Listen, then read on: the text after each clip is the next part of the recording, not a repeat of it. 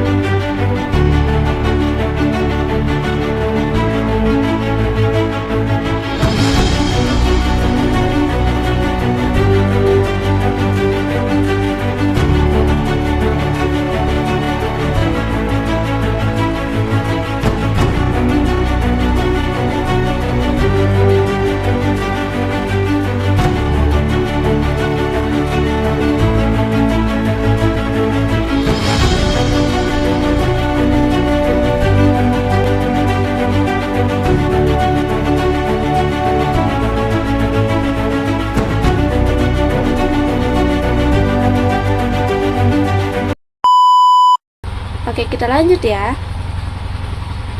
Pemerintah memutuskan memindahkan ibu kota dari Jakarta ke wilayah Kalimantan Timur, tepatnya di Penajem Pasir Utara dan Kutai Kertanegara. Nama ibu kota baru-baru ini adalah Nusantara. Alasannya cukup jelas, yaitu beban Jakarta sudah sangat berat dari segi kepadatan, banjir, hingga polusi. Selain itu, kita ingin mengurangi ketimpangan pembangunan antara Jawa dan luar Jawa, serta menciptakan pusat pemerintah yang modern, hijau, dan berkelanjutan. Menarik kan? Bagaimana sih perkembangan IKN sejauh ini? Misalnya ada yang bertanya seperti itu. Nah, di tahun 2025 ini, kawasan ini pusat pemerintahan atau KIPP sedang dalam tahap pembangunan berkelanjutan. Beberapa proyek prioritas seperti Istana Negara, kantor kementerian dan rumah dinas ASN, serta TNI atau Polri, tengah dibangun. Infrastruktur dasar juga sudah mulai dikerjakan. Kita ditargetkan Presiden akan mulai berkantor di IKN pada tahun 2024. Meski belum semua fasilitas rampung pendanaan, sebagian berasal dari APBN. Tapi kami juga harus mendorong partisipasi swasta dan infrastruktur asing. Nah, lalu bagaimana dengan identitas nasional? Apakah IKN hanya proyek infrastruktur? Nah, IKN justru dirancang untuk memperkuat identitas nasional nama-nama Nusantara sendiri. Nah, IKN justru dirancang untuk memperkuat identitas nasional yang disebut Nusantara sendiri, melambangkan kesatuan Indonesia dari Sabang sampai Merauke. Desain kotanya mengadopsi unsur budaya lokal Kalimantan dan budaya Indonesia lainnya, sekaligus dibangun dengan konsep kota pintar dan hijau, mencerminkan komitmen kita pada kemoderan dan kelestarian lingkungan. Lalu pemindahan pusat pemerintah juga diharapkan menimbulkan rasa keadilan bagi seluruh rakyat. Lalu misalkan ada pertanyaan, tapi bagaimana dengan demokrasi? Apakah benar-benar dilibatkan?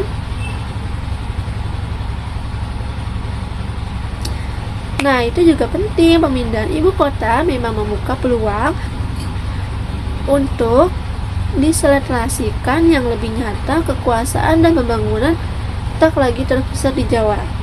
Namun, kita juga harus kritis.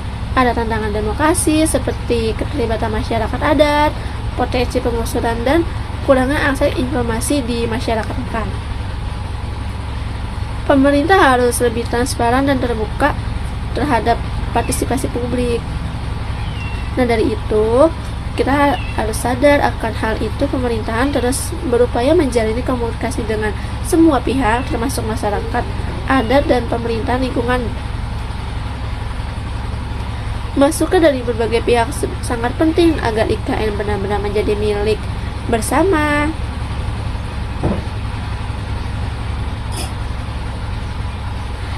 Nah, bagaimana penjelasannya? Menarik bukan? Sekian dari saya, Salwa Zaira. Terima kasih.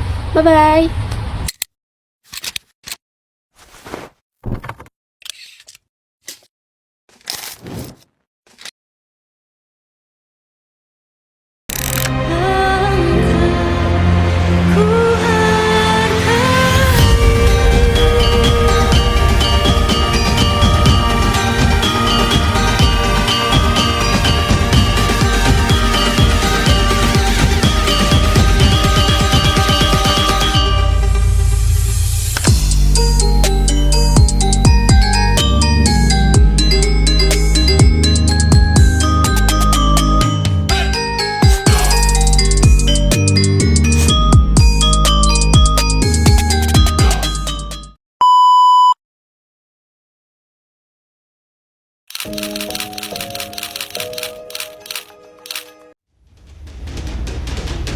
Pada bulan Mei 25 tahun yang lalu, bangsa Indonesia lepas dari belenggu rezim otoriter Orde Baru dan memulai melangkah masuk era reformasi dengan harapan ruang untuk kebebasan sipil semakin terbuka yang selebar-lebarnya.